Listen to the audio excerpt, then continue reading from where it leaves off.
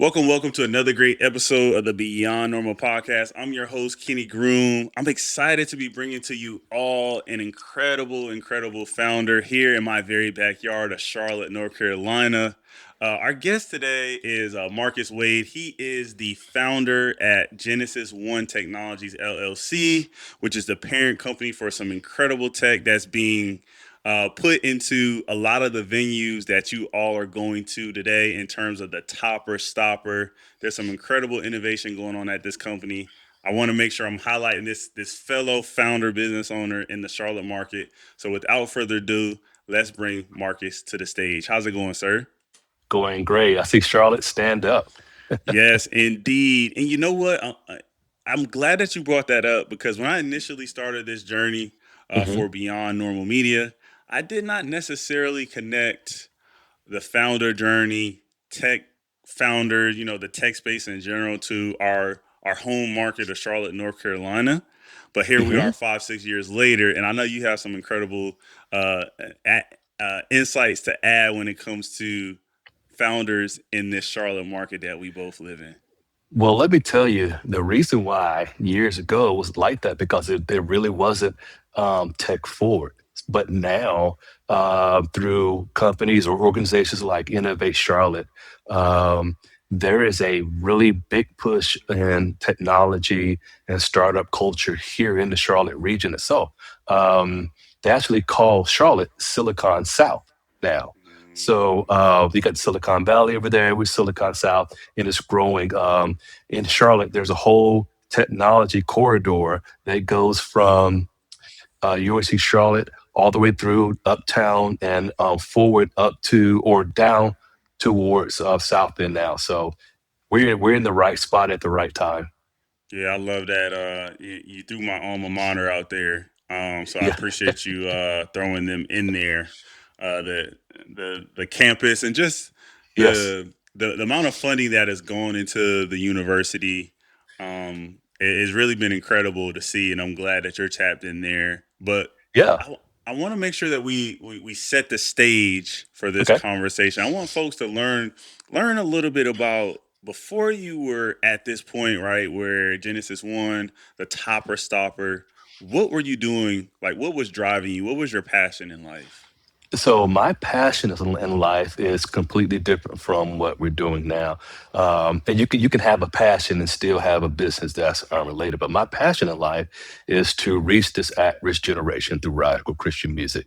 I am a international DJ and music producer based here in Charlotte, North Carolina. I've been producing music since 2010, and my whole purpose is just that what I said. So I my music style is deep house, dance music. And you're like, hold up. You say you want to reach people with radical Christian music. How are you going to do that with dance music? That is the actual reason how we go and we perform abroad. We perform in venues in Ibiza, in Amsterdam yearly, Switzerland, Paris, France, London, England, anywhere where the Lord would have me to go to reach a soul, play a stage, big venue, small venue, doesn't matter. I would say I'll play the same for one person versus if it's a crowd of 10,000, doesn't matter. So that's my Mm, whole mission. And the business helps me to fund my mission. And that's why the business is here. I love that. That is, yeah, you touching on that. It makes so much sense to say, that technology can learn a lot from faith and the Yes. way that it connects. Like you mentioned, people really across the world, across different boundaries, a different, Yeah. whatever is there to separate us, right? The Yeah. the the aspects of faith really are there to like kind of remove those barriers, and You're so right. it makes sense for tech to be at this point now where someone such as yourself can really take that experience Uh huh. and you apply it in the tech space. I have never heard anybody really explain it that way, Marcus. I'll be Well, honest. well, I'm gonna give you the full background of it. And so the idea to do and create the topper stopper it really wasn't my idea. Let me just set that level plane there. It wasn't a divine idea. Um, the short story is that I met with my daughter's professor, her sixth grade professor. No, I'm sorry, eighth grade professor, and we were talking about AI, and he asked me to do something for him. I did it for him, and then it came back with a problem that he was having, and the problem was that they were helping a large beverage company here in the city. If you know anything about large beverage companies, you know that Coca-Cola is here. They were helping Coca-Cola to do things in a stadium, and they wanted to get the recyclables back, and the way they were doing it didn't really land with me. Like, well, in the way you're doing it is a lot of manual labor. You got to go and grab all these bags of that. I was like, that's got to be a better way. So didn't think anything of it. Came home, and the next morning I was doing my devotional, and the devotional was about a a guy that reinvented or restructured a bow and arrow. And now the way that we see bow and arrows today is his invention years ago. So I asked God to give me an idea to help him. Then I said, wait a minute, not just help him, not just help Coca Cola. Give me an idea that would change the way people look at recycling worldwide. I went to bed, woke up the next morning, the idea was in my head. And then that's where the topper stopper actually came from. Mm, that's dope, Hmm. man. Hmm. That's dope. And this is one of those things where when somebody initially hears certain topics, right, Hmm. they're not sexy. Like you Yeah. said, like waste Yeah. management for Oh a God, no. big beverage brand is like that's not the No. kids are not clamoring to talk about that. Like we can be No. No. honest. But No. that Who's is a recycling in US? US. We don't recycle here. exactly, but I can imagine like when you start to uncover, oh, there's this much involved in it, you start to see some of Yes. the opportunities that Yes. they're just not sexy and they're below the surface a Yes. little bit, right? Yes. Yeah, exactly. And you're right. The idea of wait, so here's the big thing. How can you impact recycling in the US? It's like a daunting task. You know, there's plastic bottles and streams and oceans all around, and do you know? Here's an interesting fact. Every 17.9 seconds, we North Carolinians throw away enough plastic bottles to reach the height of the Bank of America Tower. Wow, So that's think crazy. about that. Literally every 18 seconds. So how do you impact that? How do you do that? And this is where the divine inspiration, the divine idea comes, because my the what I got was create this device that would eliminate contamination in the trash streams. So when people are recycling in a recycling bin, what do you normally see there? You normally see all kind of stuff inside there other than recycling. So what the topper stopper does, it inhibits that. You can't put anything inside the bin unless you scan the item. And when you scan the item with the barcode, it opens up. You can put it in there. It keeps the recycling trash bin clean. I was like, God, that is an amazing idea. If you look at Mm-hmm. the way it came about, it was a very crude cardboard box and a little small little toy motor that would open and close if I scanned a little basic little QR code thing, and it worked. I was like, wow. So from there, it came into this right here. And it goes back to that's why I call my company Genesis One Technologies, because in the beginning, God did what? First thing he did was he created. That's the very first thing we Mm, find out about God. Not that he loves us, not that he's a healer, not that he's a provider, that he's a creator. So if we are made in the image of God, then we are creators. So mm, that's how I say, you know what, I'm going to lean on that, and what you're doing, you're living in your divine aspect of being like God by being a creator. So that's what it mm. is. So this is God's creation, literally brought forth. I did. I know that's not what you normally hear on a startup type thing and talking I business, love it. but No, I love it. I that's love it. real. I'm gonna have to give it to you real and raw. So I'm curious.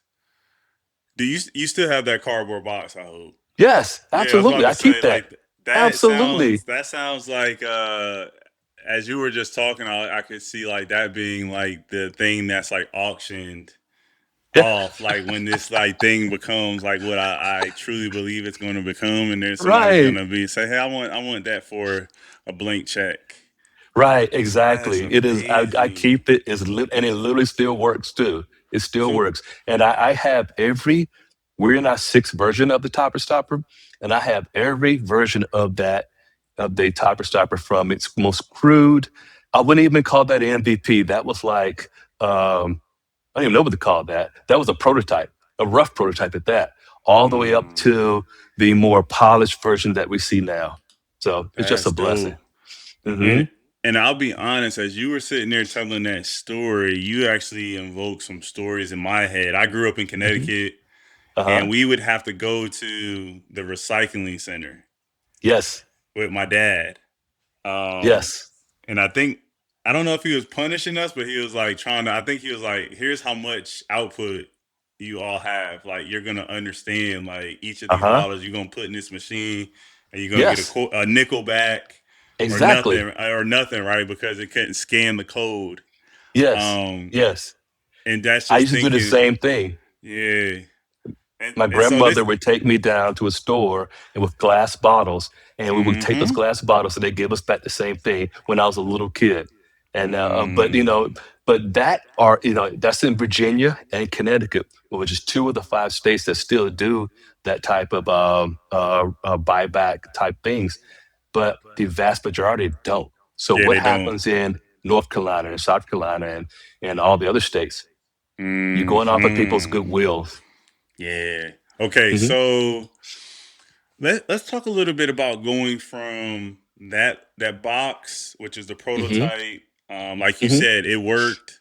Proof of Hmm. concept, check the box, Hmm. right? But let's talk Yes. a little bit about all right, going from that cardboard box to getting the invention off the ground, and then potentially going from like a working prototype that looks a certain way to the product that Yes. you have on screen right now behind you. Yes. Yes. So here is how that process happened. Um, a few months prior to let's go back to that story. A few months prior to meeting my daughter's professor at that time, which was 3 years ago, I started uh, going to a local reserve or a local park, should we call it, Saturday mornings, and what I call TWG, Time of God. And the TWG time is time that I spend with him to get downloads for business only. This is literally just business only. Um, and after meeting with him and doing the prototype, I continued that even to this every single this day now, every Saturday. And throughout those sessions and times, I am literally getting information on how to do this process. From the in the very beginning, earlier stages, this was all about creating and crafting and designing the item, how to even code the item, how to bring the item together. I have a book that I have books rather that I have that I do when I go there. I take notes. This is my fifth one of these, right?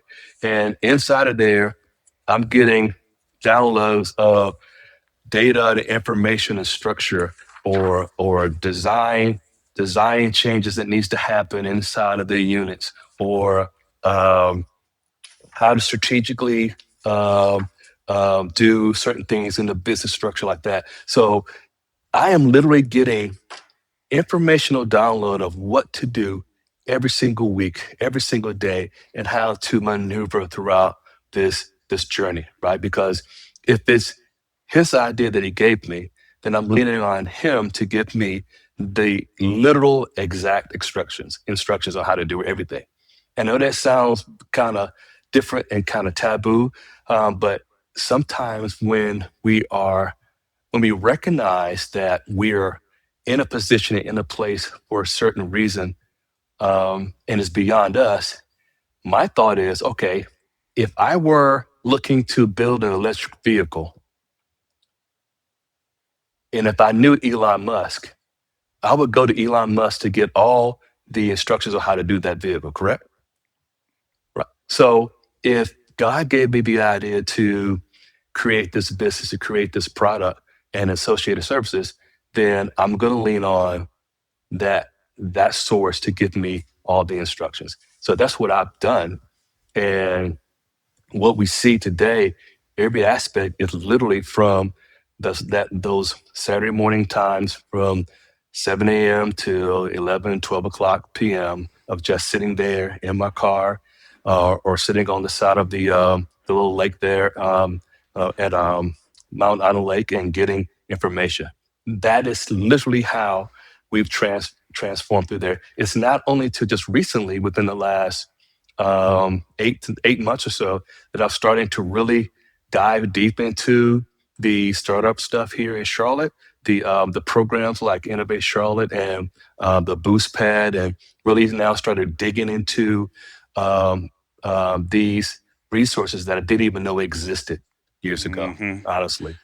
I think w- I appreciate you breaking it down that way. I think the journey for a founder, Hmm. you have to have some of those, like you said, you have to sit down with your thoughts Hmm. and let, like you said, like you have to let these things manifest, right? Yes. And you Yeah. have to, a lot of times, the your inner circle, those around you, they're not Hmm. necessarily equipped to even give you Yeah. that direction. A lot of times, like a lot of us, we don't know, like you said, mentioned, like if we knew Elon Musk, right, I would just say, Right. hey man, I want to have a car brand, what do I do? But then Right. there's always that gap at times, right, where we don't have that, versus in your case, you have that faith from day one, and so you're Yes. definitely Yes. leveraging that through this process. Yes. um that makes total sense to me, Marcus, Yeah. And the way you you explained it. and spot on. That right there is the key. That is the foundation there. Regardless if we're if I'm just working a regular job and didn't have a startup business in place, or if I'm going and creating a new electric vehicle, something like that.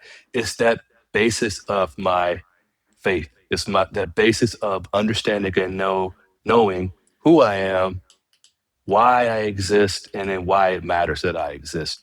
And Right. understanding that where my source comes from as well. You know, if I understand and know that my source is God and that He has access to everything, there's nothing that He doesn't know. So if there is ever a problem that I run into, I ask Him for that solution. Real world example. I used to, when I went to college, I was a computer science major. And now this is back. Okay, I'm going back a little bit. I went to college in 1989, right? It's back a little bit. So back a little bit there, probably before you were born. Um, the programming language that was out then was called Pascal programming. You Hmm. know, most people don't even remember that. And Pascal programming whipped my behind. So I changed from computer science to architecture and engineering. All right, so I'm an engineer. I haven't been coding like that since 1990. So when I came into this, I knew that I'm going to have to code in C++, or Arduino, and then in Python. This is 3 years ago. So I asked God, I was like, literally, hey, look, I'm rusty beyond rusty. I need you to give me the knowledge so that I can do this. And just like that, I began to code. It just literally is like everything just like made sense. I can't explain it. It just made sense.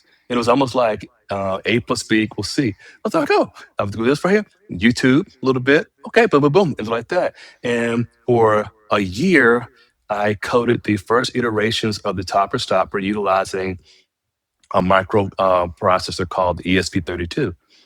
Now, since then, AI has been cooking.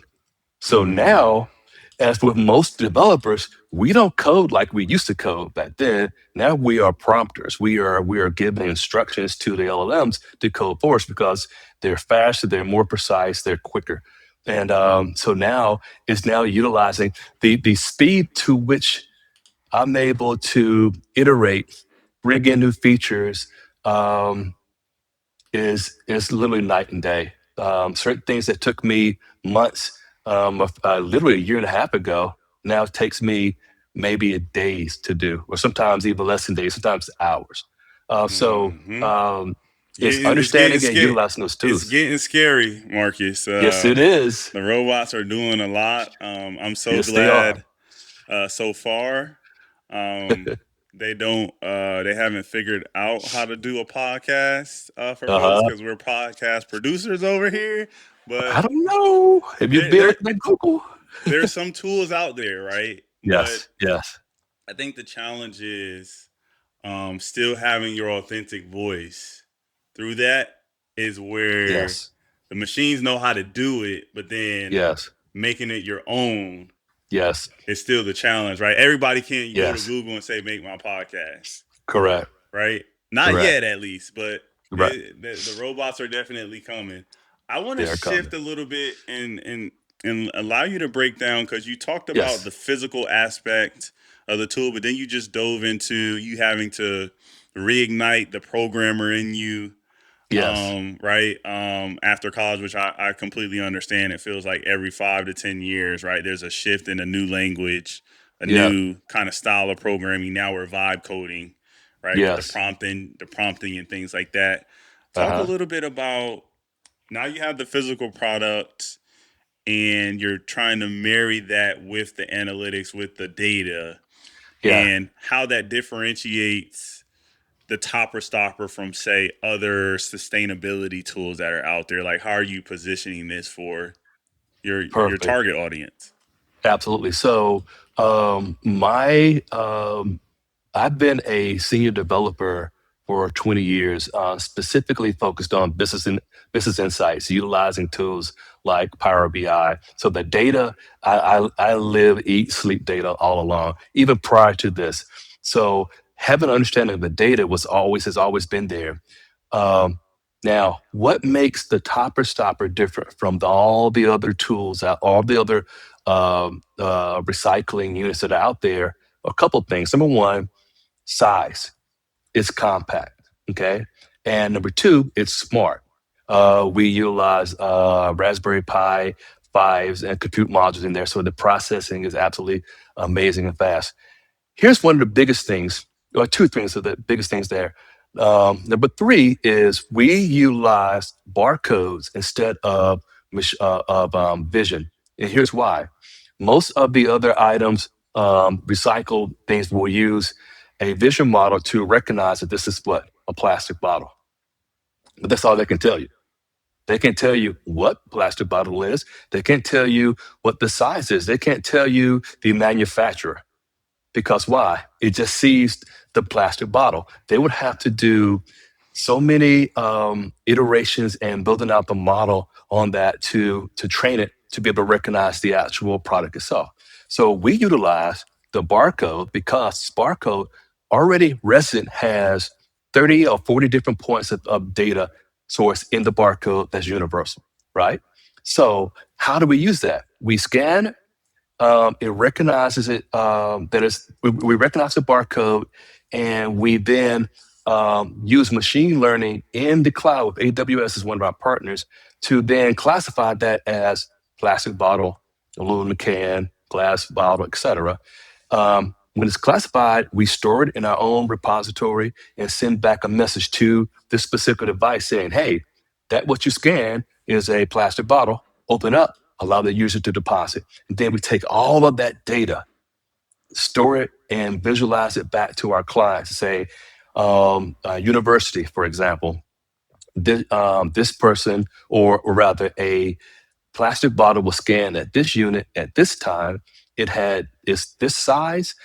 This is how much plastic that you recovered. This is how much carbon footprint you just reduced, is how much water you just saved, is how much energy you just saved as well, based upon that. We provide all that data back to the university, and they have a live dashboard they can pull at any given time to meet their sustainability goals.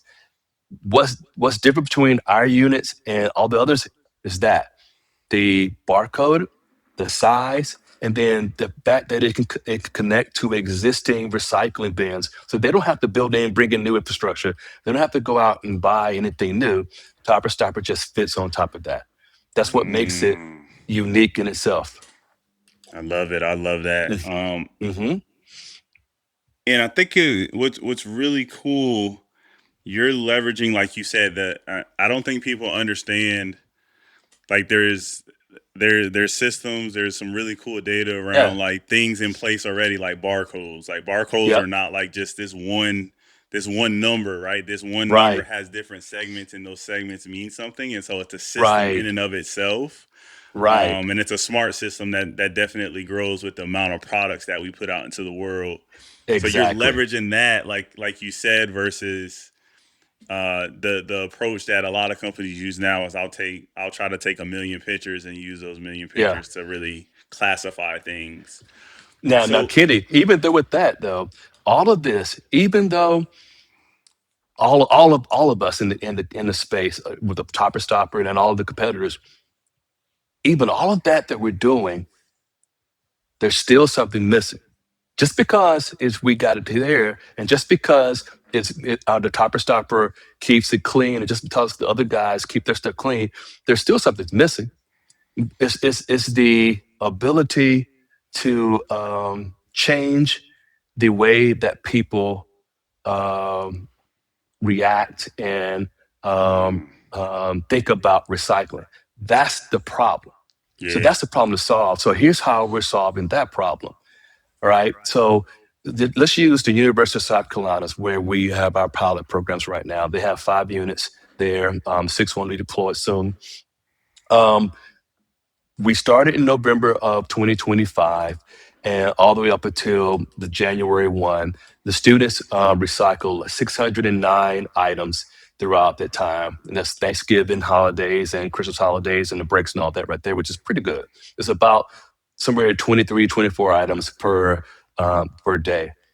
So, of goodwill of students wanting to do the right thing, that's what they accomplished. 609 items, right? It's like something like almost 1,400 gallons of water saved there. It was like, I think it's like 400 kilowatt hours of energy, which could run 3 houses for like 7 days or something like that.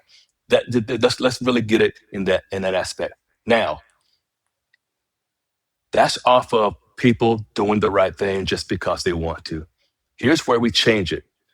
At the end of this month, we launched our TS Rewards app. So when you recycle, you will also get rewarded as well. So every time you recycle a plastic bottle, for example, you get 5 points. If you recycle an aluminum can, you get 10 points. Now it goes into your app. Now those points accumulate in your app. If you're on campus, you can then redeem those points on campus for food at the caf, free t-shirts and swag at the bookstore.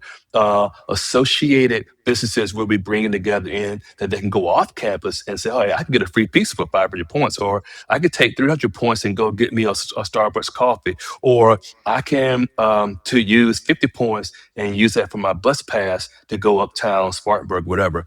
The thing that we're changing is now we're making recycling a economy versus something just to do to save the environment, which is still good. But now we're trying to make it into an economy as well. That is where we're changing the aspect. That's what makes our Topper Stopper and our associated TS Rewards application different, because we're wanting to actually impact that. And now we don't have to worry about just being in a deposit state like we were when we were kids. Now this is across every state, everywhere, because now you can take those points and redeem them everywhere. So our goal right now is we're on college campuses, so there'd be closed ecosystems. But in the future, the goal is to be able to have Topper Stopper units set up around different areas of cities, and you're able to go and do that in the city. And then in the city, we will have different partners or different redemption locations at Ulta Beauty, Starbucks, or Dunkin' Donuts, or even heck, the city of Charlotte. Pay your gas bill with it, Yeah. whatever like that. Whatever way we look into ways. And another thing is, often we'll see the homeless population gathering bottles and stuff like that. Now imagine if they're able to gather bottles of and go and they redeem that to get something to eat, or go and be able to get some clothing or food or something like that, shelter, go to maybe CBS and buy some toiletries, things like sort of nature. We're looking at every aspect of, okay, the let's take our mind out of it. How can we, number one, make our state and our city and our country impact recycling over holistically, change people's minds of recycling and incentivize them, and then also have a great positive social impact as well. So we're trying to bring all that together with the Topper Stopper and our services. I love that. I love that. Hmm. The idea in there, in all that you explained in there, there was one consistent thread around this idea that certain areas of our economy or just our normal way of life are like Hmm. cost they're cost centers. They're Yes. only looked at as cost centers. And Yes. so there's Yes. ways now that we have the robots coming. The robots are Hmm. going to be doing all the heavy lifting. We see all the videos and everything like that. Now that we have some of those things that are at least on the horizon, Hmm. there's opportunity in a lot of these spaces where it was just a call center before, but now once you tap into that data, given someone such as Hmm. yourself with a business insight mindset, now there's Hmm. revenue there's opportunities to unlock, Yes. and it seems Yes. unlimited. Like I'm pretty sure you could have went on with just even more ideas just Yeah. now around this space, and that is really cool to see. Again, non-sexy Yeah.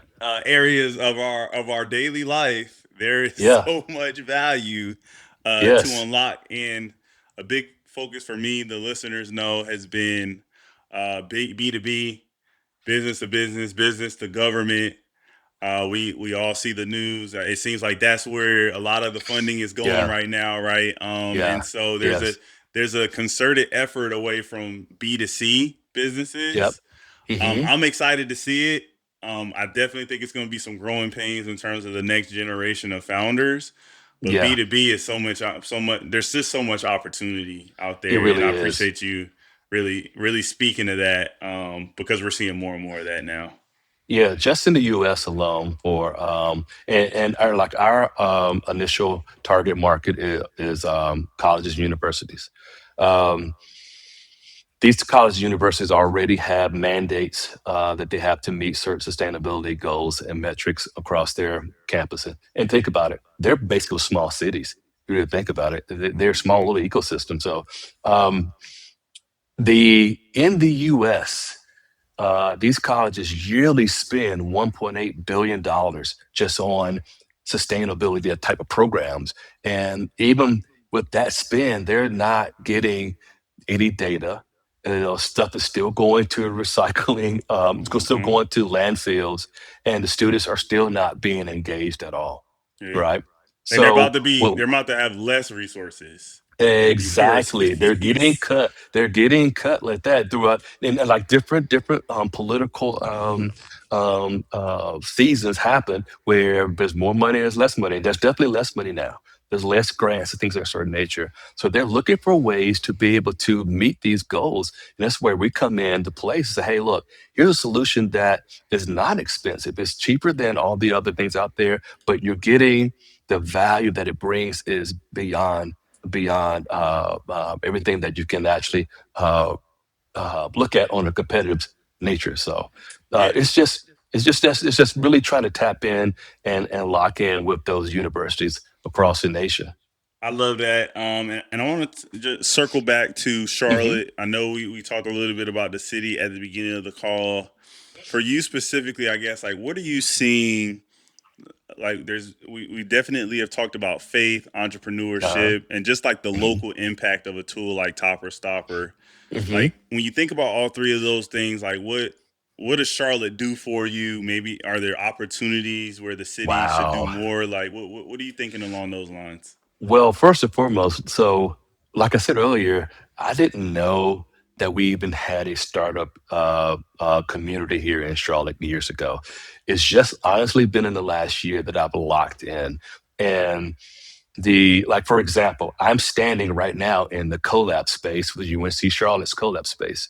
Uh, and this is I have access to this for a year, and in the next few months, I will be building out our own office space here in this building, which is fantastic.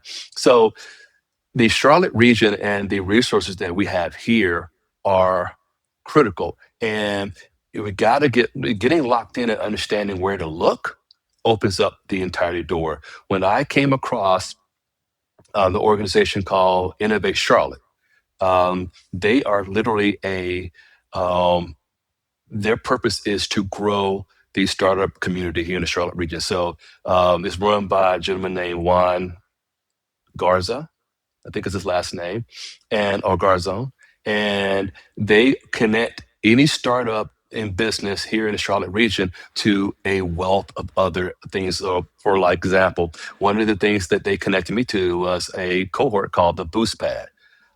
And the Boost Pad was amazing. The Boost Pad helped me to get a good understanding of my business and structure, helped me to get it financially in order, and then also prepare for funding as well. So they literally started from the basis of what your idea is and get you all the way up into where you're actually able to go out and do pitches to investors and get funding for that. 14-week process, an amazing thing there. So the region of Charlotte and these Innovate Charlotte and different organizations and startup communities are absolutely a wealth of information, and I'm still reaching out to do more things and even get more understanding and connect more in our area and region. So yeah. Yeah, I love that. Shout out to the Hmm. city. Yes. So next up, you know, we're definitely wrapping up towards the end, but just Hmm. give us a glimpse into, what are you thinking in terms of the vision of the company, the growth. You obviously have Genesis One, which is like the parent company, all the way down to Wastewise, which is like your distribution arm. Hmm. Talk a little Hmm. bit about where the company is headed, and maybe 5 years out. If you're thinking that far out, so far, and I'm pretty Yes. sure you already are. Like, where do you see the company going? Well, our first goal of the next 3 years is to really reach out to these colleges first and get the topper stoppers on these college campuses. There's 7,200 and some change colleges here in the U.S. Um, we are connected to some that are very eco-friendly. That we know that they are looking for ideas and things of, for example, your just University of South Carolina Upstate. They are very forward-thinking. University of North Carolina here in Charlotte is very forward-thinking as well. So we're looking to connect to those type of universities that are already forward-thinking, thinking about ways of how they can impact the recycling rates on their campuses and how they can also engage with their students. Those are the universities that we're looking to reach out to and help. Secondarily, there are a whole nother aspect of business as well that are eco-friendly. They're looking for um, ways of engaging with their employees on their campuses as well. So we're looking to grow our businesses in those two sectors, expand our product line. We have the Topper Stopper here. We have TS Rewards, is the application that we spoke about before, and then we also have TS Media, where every single Topper Stopper is a digital billboard in essence. So we're able to sell advertising to advertising partners there on a quarterly basis. So really, our goal is to really get our foothold into the higher educational space, and then merge off into the eco-friendly business space there, and get the Topper Stopper into every sector that we possibly can that is looking to do something and reduce the recycling and engaging with a certain population. I love that. So I just want to say thank you so much, Marcus, for sharing your story. It's been incredible just to hear it. I did my Uh, research obviously before the conversation, but to hear you really articulate how you've gone from your journey in faith to now you're taking that faith with you and becoming a tech founder. Amazing Yes. to hear this. Like I'm gonna be telling everybody once this episode comes out, but even before then, that they definitely need to be tapping in with you. What's the easiest way for folks to tap in with the company, with you, if they have any follow up? Sure.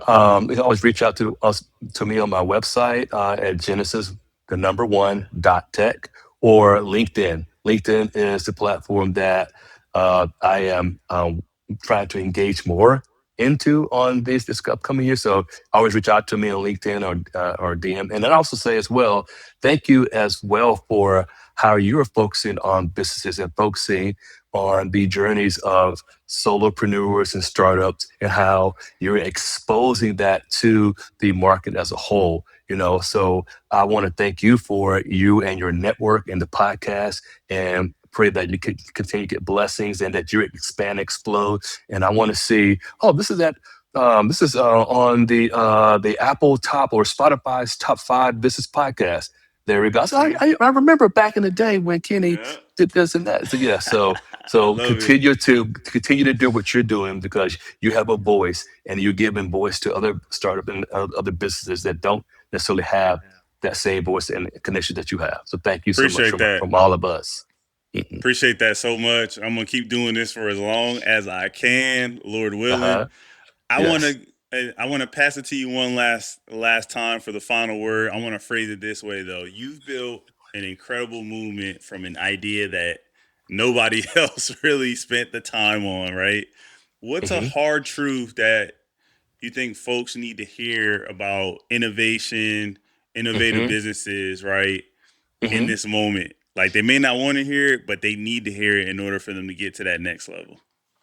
So here's what I say, that each of us are placed here on this earth to do something. We all have our own mission. We all have a certain path that is already pre-designed and predestined for us. Okay. So what my suggestion, my prayer is that you each person would get an understanding. Let's take business out of it.